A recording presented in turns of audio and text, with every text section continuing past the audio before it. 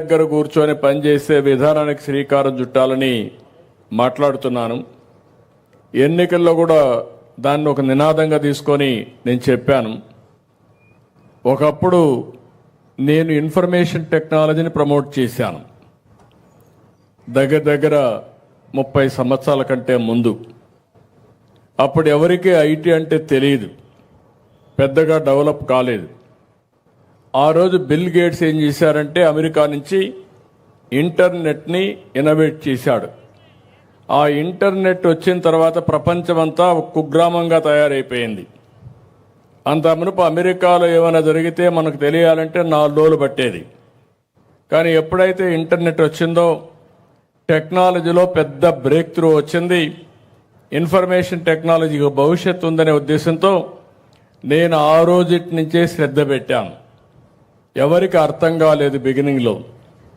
ఆ రోజు ఒక హైటెక్ సిటీ కట్టాలంటే చాలా శ్రమ పడ్డాను, అనేక మీటింగ్లు పెట్టాను. ఇప్పుడు ఏ విధంగా అయితే ఐటీ ప్రొఫెషనల్స్ అంతా పనిచేస్తున్నారో వీళ్ళందరూ ఐడియాస్ తీసుకున్నట్టు 4-5 మీటింగ్లు పెట్టి ఏం చేస్తే బాగుంటుంది అనుకుంటే ముందు హైటెక్ టవర్ కట్టాం. ఆ హైటెక్ టవర్ కట్టిన తర్వాత ఇలాంటి పిల్లలందరూ చూసిన తర్వాత మేం కూడా ఐటీ చదువుకోవాలి, ఐటీ ఉద్యోగం చేయాలనే ఆశ పుట్టింది. దానిపైన నేను అమెరికాకి వెళ్ళి అనేక కంపెనీలకు అందరికి చెప్పి 15 రోజులు ఫైల్స్ మోసుకొని అమెరికాలో అన్ని కంపెనీలకు వెళ్ళి ఇండియాకి రండి, మా కుర్రాళ్ళు ఉన్నారు, బ్రహ్మాండంగా పనిచేస్తారని చెప్పి ప్రమోట్ చేశాను. అప్పుడు ఆలోచించాను, ఉద్యోగాలు వస్తున్నాయి, దీనికి కావాల్సింది ఇంజనీరింగ్ కాలేజీలు కావాలి, ఐటీ ఎడ్యుకేషన్ కావాలని చెప్పి ఉద్దేశంతో ఆ రోజు 30 ఇంజనీరింగ్ కాలేజీలని 9 ఏళ్లలో 300 ఇంజనీరింగ్ కాలేజీలు చేశాం. ఏ రెవెన్యూ డివిజన్ పోయినా ఒక ఇంజనీరింగ్ కాలేజీ కనపడేది. ఇప్పుడు ఏ కాన్స్టిట్యున్సీ హెడ్ క్వార్టర్ పోయినా ఒక ఇంజనీరింగ్ కాలేజీ కనపడొస్తుంది. ఆ కాలేజ్ చూసినప్పుడు పిల్లల ఆలోచన మారుతుంది, నేను కూడా చదువుకోవాలని కోరిక పుడుతుంది. అక్కడి నుంచి ప్రారంభమైంది. ఈరోజు మీరు చూస్తే అమెరికాలో నేను ఎప్పుడూ చెప్పేవాడిని, ఇప్పుడు మన పిల్లలు ఇక్కడ చేస్తున్నారు, చాలా వాళ్ళని చూస్తే గర్వపడుతున్నా నేను. వాళ్ళు మాట్లాడిన విషయాలు మీరు చూస్తే కూర్చో కూర్చో కూర్చో కూర్చో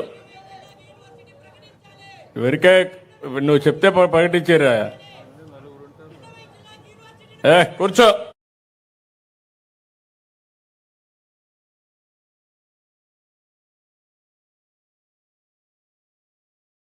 థింకింగ్ ఉండే కుర్రాళ్ళు ఉన్నారు, కొంతమంది చెడగొడతా ఉంటారు.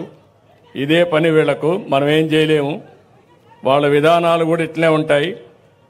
ఇప్పుడు మనం అందరూ కూర్చుంటే 1-2-3 వచ్చి ఈ పని చేస్తారు వాళ్ళు. ఇంకా ఒక రాబోయే రోజులు కూడా ఇట్లా పనులు చేస్తూనే ఉంటారు. వీళ్ళకి ఒక విధానం ఉండదు, మనం ఏం చేయలేం. వాళ్ళ మైండ్లు ఖరాబ్ అయిన తర్వాత మనం ఏం చేయలేం, కానీ వాళ్ళు వదిలిపెట్టేయడం మంచిది. ఇప్పుడు మీరు చూసిన మంచి ఏదైనా ఉంటే ఆ కుర్రాడు భవిష్యత్తు ఉండాలంటే వీళ్ళు చూసి నేర్చుకోవాలి. పోకి రోడ్డు వారికి తిరిగితే లాభం ఏంటి, ఏమొస్తుంది అతనికి? వీళ్ళు ఇంటికాడ కూర్చొని ఒక 20,000 50,000 ఇంటిని సంపాదిస్తారు, తల్లిదండ్రులు చూసుకుంటున్నారు. మీరు కూడా ఆ పని చేస్తే సంతోషపడేవాడిని. అదే మాదిరిగా ఈరోజు నేను అది చెప్పిన తర్వాత అమెరికాకు మన వాళ్ళు వెళ్ళి ఈరోజు మీరు చూస్తే అమెరికాలో ఉండే అమెరికన్స్ తలసరి ఆదాయం $60,000 అయితే ఇలాంటి మిరాకిల్ లాంటి మన పిల్లలు అమెరికాలో ఉన్నారు, వాళ్ళ ఆదాయం చూస్తే $1,20,000 అంటే వాళ్ళకంటే 2 ఇంతలు.